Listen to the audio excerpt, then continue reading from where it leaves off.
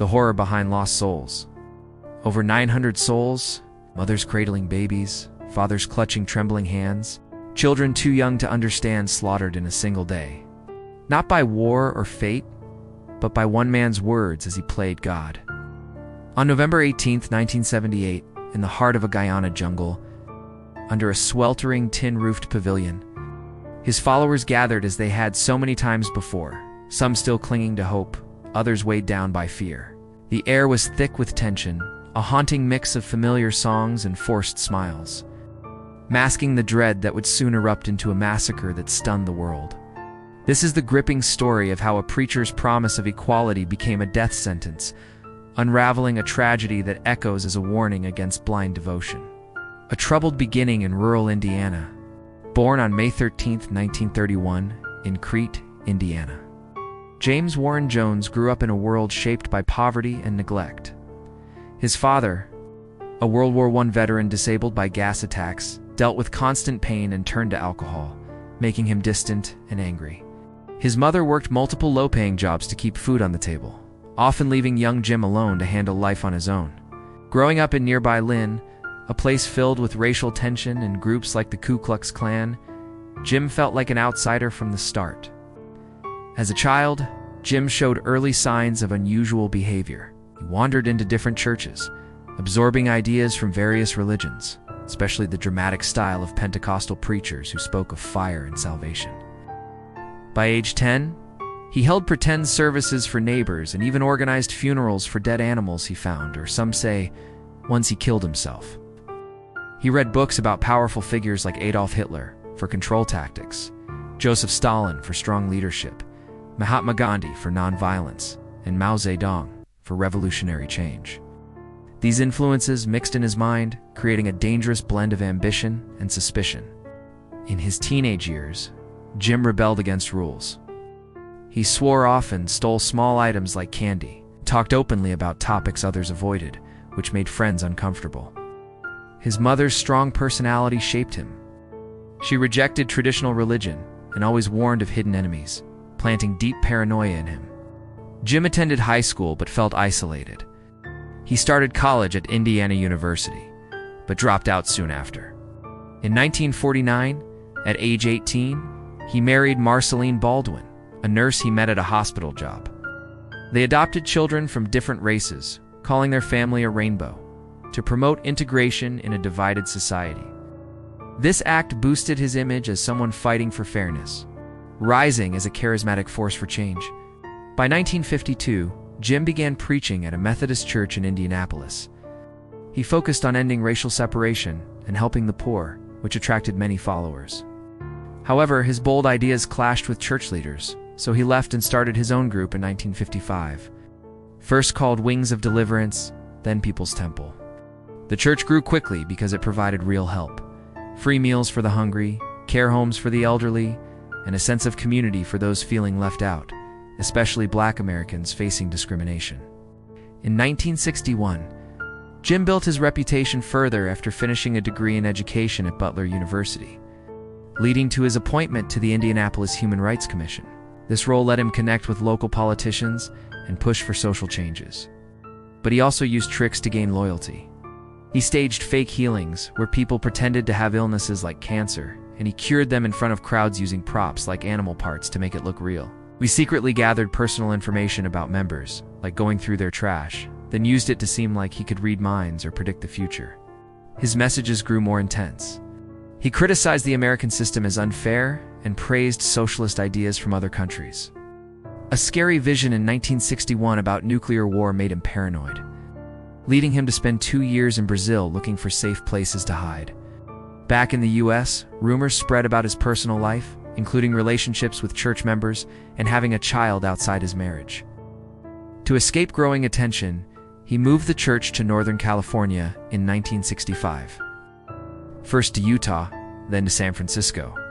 There, membership exploded to several thousand people, drawn to his energy and promises, turning control into cruelty.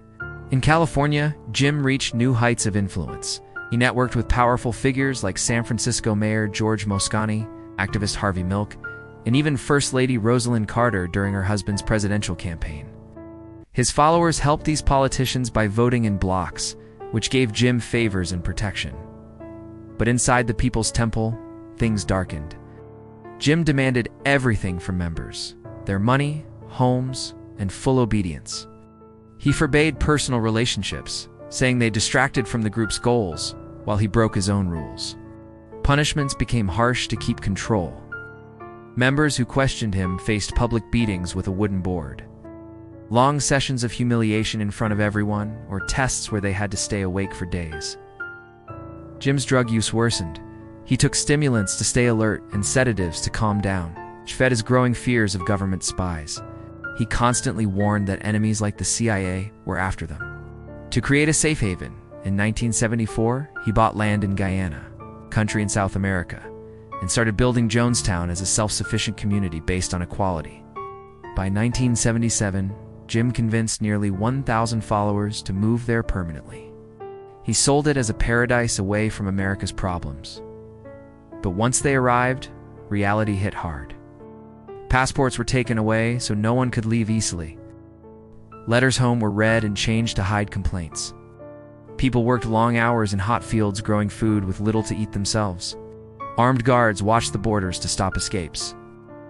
Jim's voice played over speakers all day, repeating messages of loyalty and warning of outside threats. He ran drills called White Nights, where alarms woke everyone at night, and they practiced drinking what they thought was poison to show commitment, though it was fake at first. Cracks explode into carnage. Whispers of nightmare conditions in Jonestown began slipping out to the outside world by late 1977, painting a picture of a supposed paradise-turned-prison camp. Defectors and desperate family members banded together as the concerned relatives, flooding newspapers and officials with horrifying accounts. These accounts described brutal public floggings for minor rule breaks and grueling 18-hour work shifts in the relentless jungle humidity that left bodies broken and spirits crushed. Ironclad barriers to escape, such as confiscated passports and armed patrols poised to pursue anyone attempting to flee, were also reported. These explosive revelations ignited public outrage, turning Jonestown into a media firestorm and drawing the eye of powerful figures in Washington. Enter U.S. Congressman Leo Ryan, no-nonsense investigator from California, with a reputation for diving headfirst into controversies. Driven by constituent pleas from worried relatives, he assembled a fact-finding mission and jetted to Guyana on November 14, 1978, landing in the capital of Georgetown before pushing into the remote interior. His entourage included sharp-eyed journalists from NBC and major newspapers, plus aides and a few concerned relatives tagging along for answers. Ryan's goal was simple, yet dangerous. Tour Jonestown. Interview residents face-to-face. And uncover if the abuse claims held water, or if it was all exaggerated paranoia from outsiders. Upon arrival at the compound on November 17th, Jones rolled out a meticulously staged welcome, desperate to project an image of blissful harmony that would send Ryan packing satisfied. Residents coached for days, plastered on beaming smiles, and dished out fresh-baked treats and communal feasts under colorful banners. They performed upbeat songs and dances, showcasing the settlements, schools, and farms as proof of their thriving socialist experiment. For a moment, it worked. Ryan and his team mingled, chatting with seemingly content followers who parroted lines about escaping America's racism and building a new world. But beneath the facade, cracks spiderwebbed everywhere. Whispers circulated among the group, and as the visit stretched into November 18th, the truth clawed its way out. Desperate members, spotting their one shot at freedom, began slipping covert notes into Ryan's pockets or the journalists' hands. These notes contained scrawled pleas, like "help us get out," from people too terrified to speak openly. By midday on the 18th, about 15 residents, including families with children, defected outright. Begging to board Ryan's chartered planes back to safety, Jones watched this unraveling with mounting rage, his drug-addled mind spinning tales of betrayal and impending invasion. As Ryan's convoy rumbled toward the Port Katima airstrip, a dusty 6-mile strip carved from the jungle, Jones snapped. He dispatched a squad of his most loyal enforcers, dubbed the Red Brigade, armed with rifles and shotguns, in a truck to intercept them. The ambush erupted in a frenzy of gunfire around 5:15 p.m., as the group loaded onto two small planes. Bullets ripped through the air, shredding tires and fuselages to trap everyone on the ground. Ryan fell first, riddled with over 20 shots while trying to shield others. 3 journalists, NBC's Don Harris, cameraman Bob Brown, San Francisco Examiner's Greg Robinson, crumpled in the chaos, their equipment capturing the horror until the end. Defector Patricia Parks was also gunned down. 5 more escaped with wounds, including Ryan's aide Jackie Spire, who endured 5 bullet hits but played dead to survive. The attackers fled back to Jonestown, leaving the airstrip a blood-soaked slaughter site. This brazen assault sealed the compound's fate. Guyanese troops and U.S. authorities were now racing toward them. But Jones had already decided no one would live to face the consequences. The Pavilion's descent into oblivion. Back at Jonestown, word of the airstrip bloodbath hit like a thunderclap around 5:30 p.m., triggering a wave of panic that rippled through the 900-plus residents. Jones, his voice crackling over the loudspeakers that blanketed the compound, summoned everyone to the central pavilion. It was a massive open-air structure with a corrugated tin roof that trapped the stifling late-afternoon heat like an oven. People streamed in from the fields and cabins, many still sweating from the day's labor, carrying children on hips or leading elders by the hand. The air hung heavy with the scent of tropical rain and unwashed bodies, mixed with the faint sweetness of the fruit punch being prepared in massive metal vats at the front. This wasn't the first such gathering. Jones had conditioned them through dozens of white nights. These were all-night loyalty drills where alarms blared at midnight, herding exhausted followers to practice mass suicide with harmless drinks as a test of devotion. Those rehearsals, born from Jones' escalating delusions of CIA plots and fascist takeovers, had worn down resistance over months, blending fear of the outside world with a twisted sense of unity. Why did they comply? Isolation played a huge role. The jungle walls cut off news, mail was censored, and Jones' constant broadcasts hammered home that America wanted them dead for their socialist ideals. Add in the psychological grind, sleep deprivation, malnutrition from meager rice and beans rations, and public catharsis sessions where dissenters were beaten or humiliated to break spirits. Many had surrendered their life savings and passports, leaving them with nowhere to run. For the true believers, Jones was their messiah, the only shield against a racist capitalist hell back home. But for others, it was raw terror. Armed guards, the Angels' enforcers, patrolled with guns, ready to enforce obedience. As the crowd packed in, over 900 strong, from infants to the elderly, Jones took the stage. His face gaunt from amphetamines and quaaludes, sweat soaking his shirt under the pavilion's harsh lights. He ranted for nearly an hour. The audio tape later recovered, capturing every word. He framed the airstrip killings as the start of an inevitable siege, insisting that soldiers would torture and kill them all if captured. He urged, "We've had as much of this world as we're going to take," pitching death as a bold revolutionary act to protest oppression, a final stand that would echo through history. Why push this now? Jones' paranoia had peaked, fueled by drug addiction, failing health from untreated illnesses, and the real threat of investigations exposing his frauds, abuses, and financial scams. He saw Ryan's defection as the domino that would topple his empire, preferring to drag everyone down rather than face arrest and the dismantling of his godlike control. Aides, following prepped plans, stirred the vats with a grape flavor aid mix laced with lethal doses of cyanide, Valium, and chloral hydrate, a cocktail designed for quick, agonizing ends. The process started methodically around 6:30 p.m., with children first to minimize resistance. Nurses lined up over 300 kids, from toddlers to teens, using syringes to squirt the poison into unwilling mouths. Parents held them steady, some sobbing uncontrollably, others dazed into compliance after years of brainwashing.